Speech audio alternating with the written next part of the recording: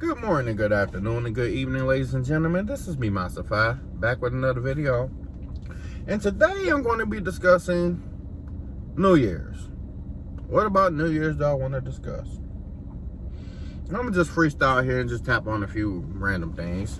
The first question is, why are you celebrating? It's a new year.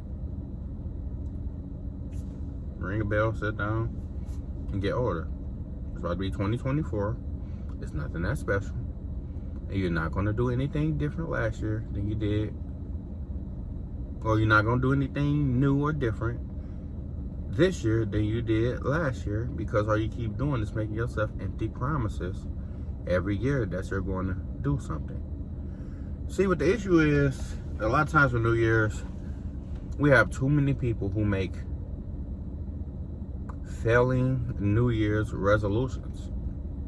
And they always fail due to the fact that you're making a New Year's resolution and you're not serious. Because anything that you're serious and you're ready to do, you simply just start. You don't have to wait for a new year to so-called make yourself a false promise that you're going to fulfill, and you know you're not. You know how many people every year, beginning of the year, go pay for a gym membership for 6 months and step foot in the gym twice? Seriously. How many people you know who say, I'm going to get a better job and save some money, and by next year, they're waiting on an income tax check again to get another car? Every year is the same cycle. If you got to buy a car every year with income tax money, then the system is not the problem. It's you. You ever thought about that? I've been looking at this for years, and so many people around me.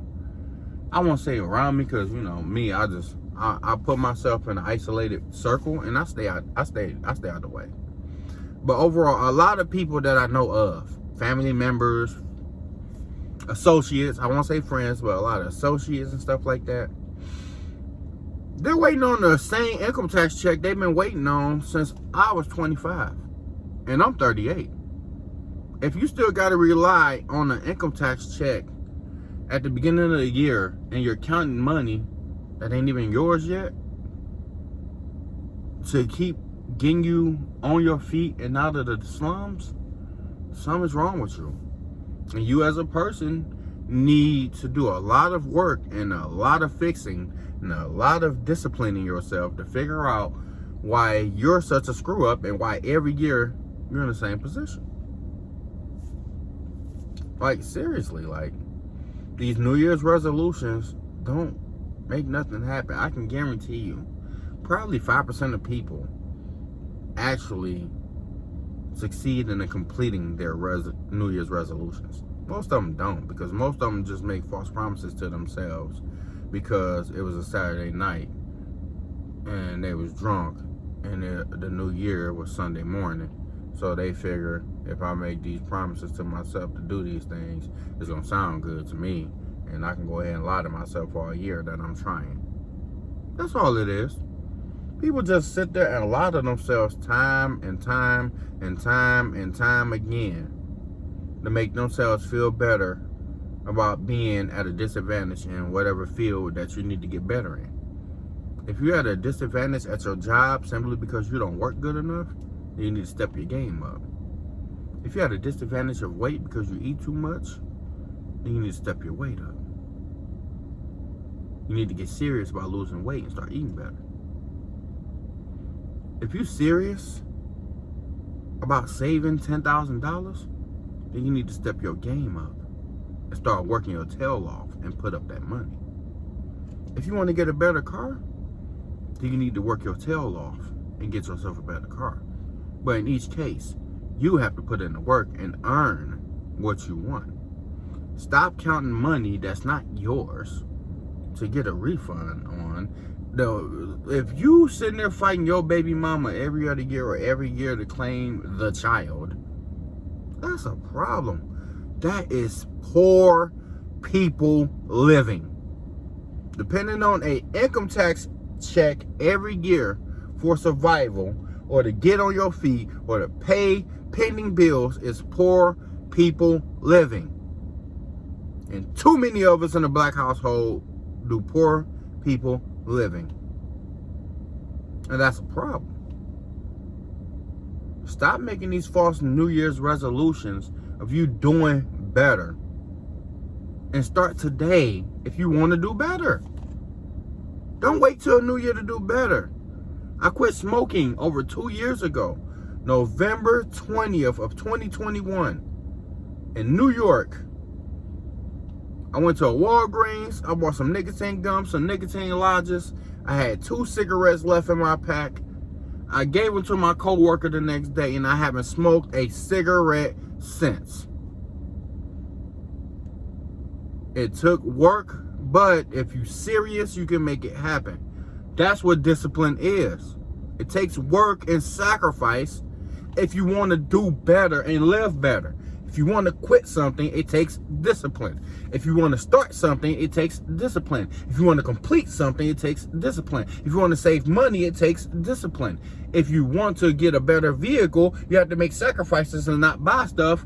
It takes discipline. If you want to own a house, then it takes discipline in order to save up the money, the down payment, or whatever you need in order to purchase the house. It takes discipline and everything you need to be successful at whatever you're trying to be successful at. You need discipline. I need discipline. Everyone needs discipline. Everyone has areas where they can improve on. Even I do. I'm not flawless at all. No one on earth is. I have certain areas where I'm disciplined, extremely, and I have certain areas where I need to take discipline from here and add it to here in order to balance myself out with the level of discipline needed. In some cases, I'm too disciplined here and not disciplined enough here. Wait, that's something in America where 80% of the people lack discipline. America is the most obese country in the world. We all overindulge in eating, underindulge in working out, and expect to somehow lose weight without putting in a lot of hard work. Losing weight requires a lot of hard work. That's one of the biggest New Year's resolutions in America that Americans fell on, is weight. We all eat like pigs, and we don't want to put in no work to lose the weight from pigging out for our last 35 years. If you pig out for 35 years and you look like the Goodyear blimp, it's not going to take 30 minutes to lose the weight. It's going to take you a few years to get the weight off and get your health back in order and balance your body out because you done abused it for most of your life. Too many people think they can abuse something on their body or within themselves most of their lives and don't have to deal with consequences from your body eventually either failing or something going wrong. Eventually, stuff catches up. All this eating we're doing, and we're eating bad, smoking cigarettes and all that. We have cancer, we have obesity, we have diabetes, we have so many symptoms of what happens when you abuse your body with the wrong things. If you overindulge in food, you got a plethora of diseases and health issues you can have.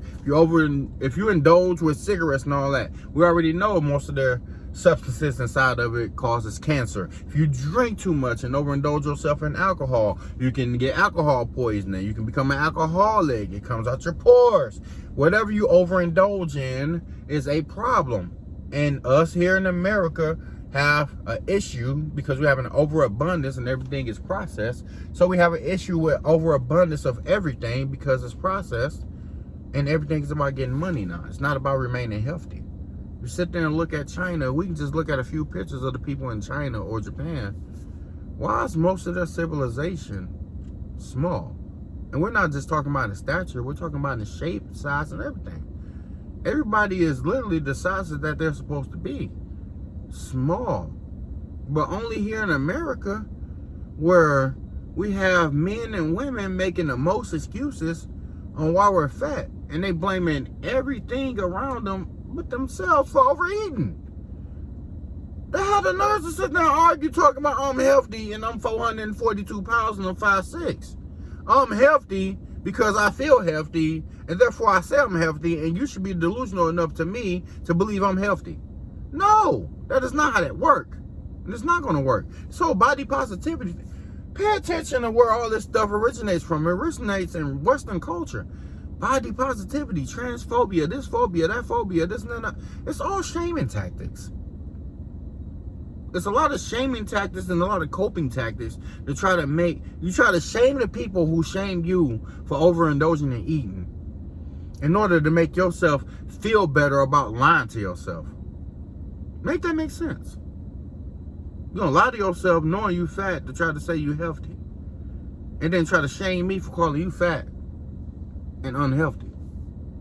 And then you try to get the entire country behind you in order to put out a propagated lie to the public and try to make me look crazy for calling you out on the truth, or cancel me for telling the truth while you continue to live a lie. Come on,